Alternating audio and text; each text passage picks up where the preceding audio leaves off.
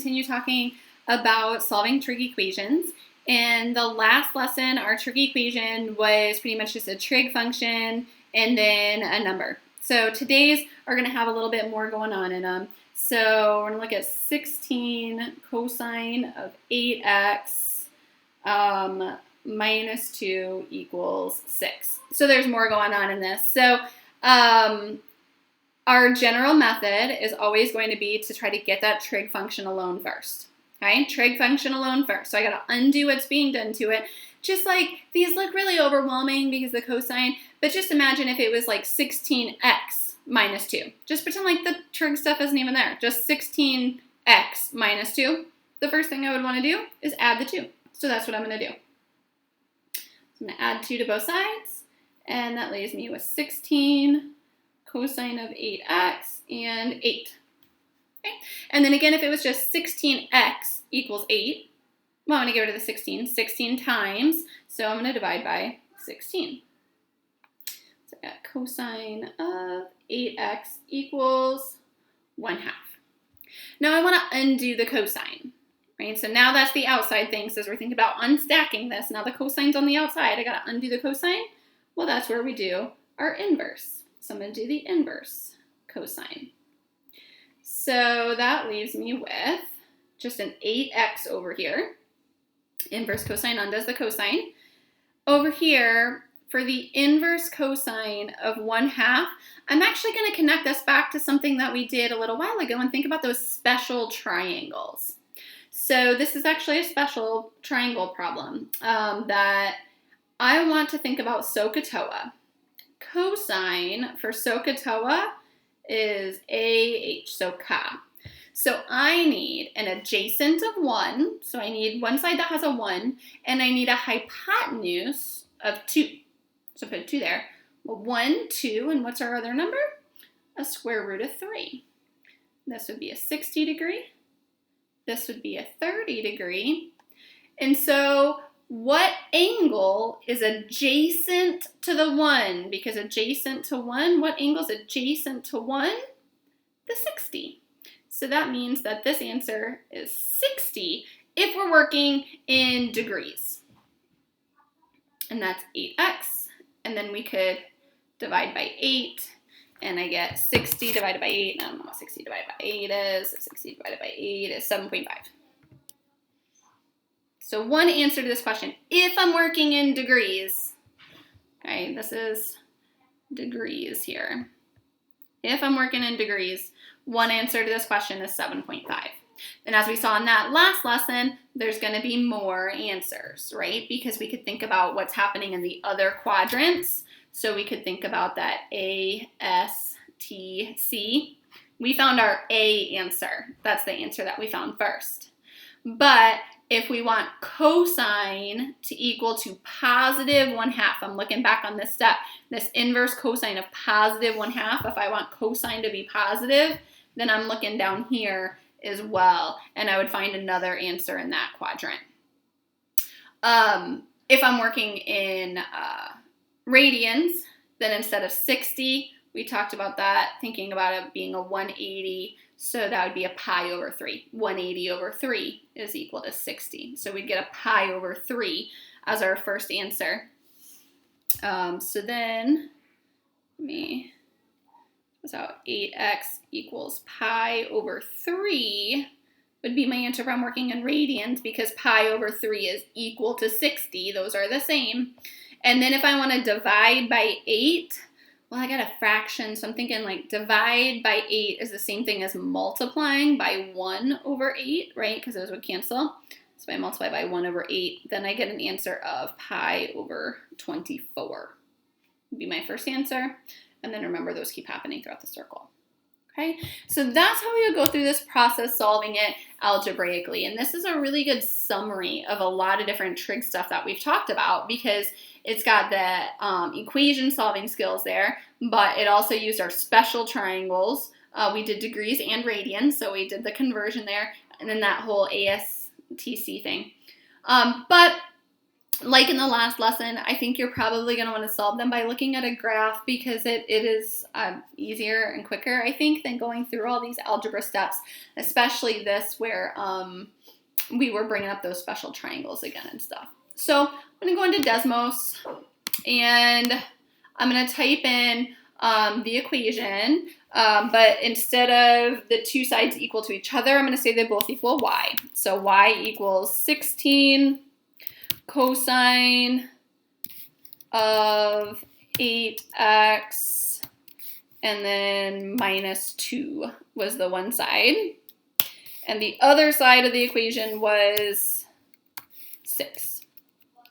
Okay, now my computer right now is set up for radians, and I'm going to leave it set up for radians. So we'll look at the radians, which we can see our answer down here for radians was the pi over 24.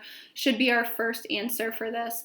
Now, it's set up for radians, but it's a little bit like, because it's moving so fast, right? It's moving really, really fast because this multiplier of 8 in there means this is moving 8 times as fast as a normal cosine wave. So there's 8 up and downs in what usually would just be one set of up and downs for cosine. So I'm going to change this, and instead of looking all the way from 2 pi, I'm just maybe going to only look from pi so we don't see quite as much craziness. And then also that 6 is so close to the top here, I'm going to change that to a 10 so I can see a little bit better above the line there. All right, so here's my first intersection, and it says pi over 24. Which is the answer we got here, right? So pi over 24, that's our first answer. Then remember for cosine, we tend to choose the first two positive answers. So here's the next one, 5 pi over 24, okay? Now these two answers are gonna keep on cycling, but how often are they gonna cycle? Not 2 pi. They're not going to cycle every 2 pi because this graph is moving so much faster. In fact, it's moving 8 times faster. So we need to think about, well, how many cycles are we going to get in here? So I'm going to erase out that degrees part since we're talking about this in radians now and give myself a little bit of room here. So if we defined before in our graphs that period is 2 pi over b, we talked to, oops, I wrote that a little bit too high. Let's try again. Should I write that a little bit lower? Okay, period, there we go, is equal to 2 pi over b. We talked about that before when we talked about the periods of the graph when we were thinking about the graphing, 2 pi over b. So in this problem, it's 2 pi over 8, which is pi over 4. That is what we're going to want to add to this. So our answer is going to be pi over 24 plus pi fourths n. That's how often these are happening, is they are happening at every pi fourths. So here's the first one, pi over 24, and then a fourth of a pi later it happens again, and a fourth of a pi later it happens again, and a fourth of a pi later it happens again. And then here's our other one right here, and then it happens a fourth of a pi later, and a fourth of a pi later, and a fourth of a pi later. Okay, so we need to make that adjustment. In the last lesson, there was never a number here with the x. So the repeat on our graph was always a 2 pi. That's just what it was. It took 2 pi to get through the graph. But now, with a number here, they might be moving faster or slower. And so we need to remember from our graphing 2 pi over b. And then that gives us how often the cycle is happening to tell us how much we need to add to our first primary answer. So the primary answer was pi over 24. Then adding on the cycle length, which in this problem is pi fourths. Okay. We're going to look at, we could also, there's the negative answer as well. It's going to be multiple choice again like the last one, so just take whatever answers are there, whether it's giving a positive and a negative or whether it's giving the two positives. but also make sure that you're paying attention to what that cycle repeat is, because it gives you some different options on that too. So make sure that you're paying attention and choosing the correct cycle repeat there. You're going to have a set of problems that are modeling problems as well. So let's say our model function. So remember, modeling means like setting math into a real world setting. So let's say that our model is C of t, where C represents a volume, is negative 15 cosine 2 pi over 15 times t plus 65. T is measuring time in minutes. And what we want to know is how many minutes for the first time volume reaches 75. Okay, how many minutes for the first time that the volume reaches 75? Because it's going to keep reaching 75 over and over, right? Because we got that wave, so it's going to keep hitting 75 lots of times. So this question asks for the first time. Pay attention to that, because some of them ask for the first time, some of them might ask for the second time or the third time, so pay attention to which time it's asking for. This problem is asking for the first time, and that means the first time after 0. Okay, so not negative answers, not negative time, because that's weird. So no negative time, only positive time. So I'm going to graph. I'm definitely going to solve these with graphs instead of trying to solve them by hand. So instead of C's and T's, I'm going to use Y's and X's because Desmos is happier about that. So I'm going to say Y equals negative 15 cosine of 2 pi over 15, and then I'm not going to use T's because Desmos will get mad about that. I'm going to use X's, use Y's and X's, and then close it off, and then plus my 65, and hit enter, and I see nothing. I see nothing. A couple times something like flashed up there, and now it's gone. Well, I'm not seeing anything because this isn't a good window for this. If this is a plus 65, remember from our study of equations that moved that equation up, so it has a midline at 65. Well, I can only see up to 10. So I need to go into my settings and I need to change this Y so that I can see a lot higher. So I'm going to say, let's go like 50, oops, low as 50 to 100. Okay, well now I can see something there at least, but it's like I'm hardly seeing any of this wave that's happening, right? And that's because of this period, and I'm pointing on my computer screen like you can see that, so now with the mouse.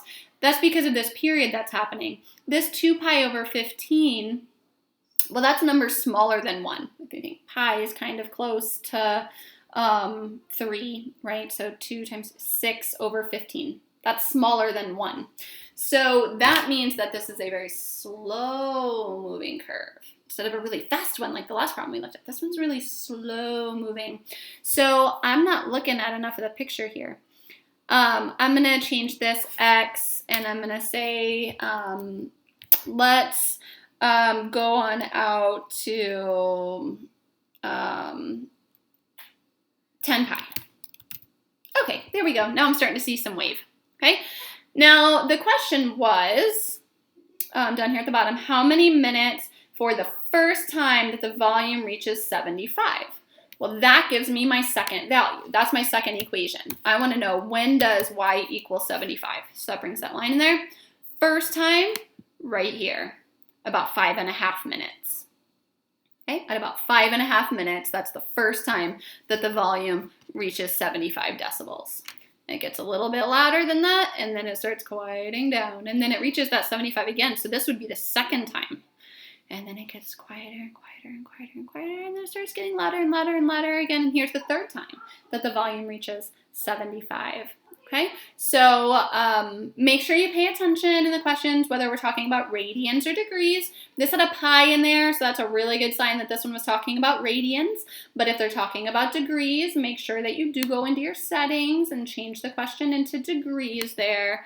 And make sure, again, I wasn't careful enough about this, and I ended up getting one wrong because I did the first and it was supposed to be the second, because I think like my first 3 questions asked me for the first time, and so then on the 4th question I didn't even read it very carefully, but it actually asked me for the second time, so then I got it wrong. So make sure you pay attention to that, whether we're looking for the first time or second time or third time or whatever it is, okay? Otherwise, this is just the same as before, but even maybe a little bit easier because you don't have to worry about that whole like plus 2 pi or plus pi fourths or plus 360 or something like that, since we only care about a single occurrence. All right, let me know what questions you have as you're working through this lesson. Again, send me screenshots of the problem itself. You can email me or Schoology message me, and we can go back and forth on email or set up a Google Meet if you want to work through some problems together. All right, talk to you soon.